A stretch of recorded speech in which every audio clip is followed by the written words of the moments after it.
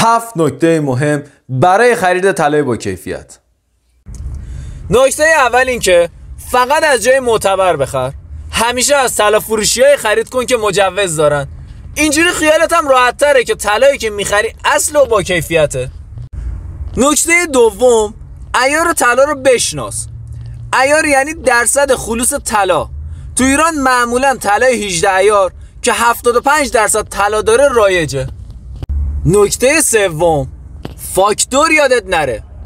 فاکتور خریدت باید شامل وزن، عیار، اجرت ساخت و قیمت باشه که اگه یه روزی خاصی بفروشی یا تعویض کنی حتما لازمت میشه.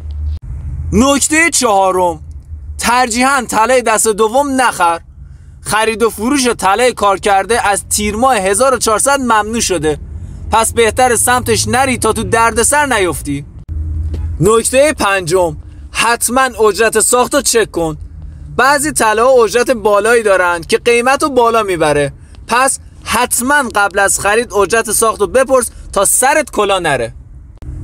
نکته ششم، اگه جواهری رو میخری که سنگ قیمتی داره، حتما سنگ جواهر رو تو بررسی کن که مطمئن شی که اصل و با کیفیته. در ضمن یادت باشه که اکثر سنگ‌های قیمتی شناسنامه دارن.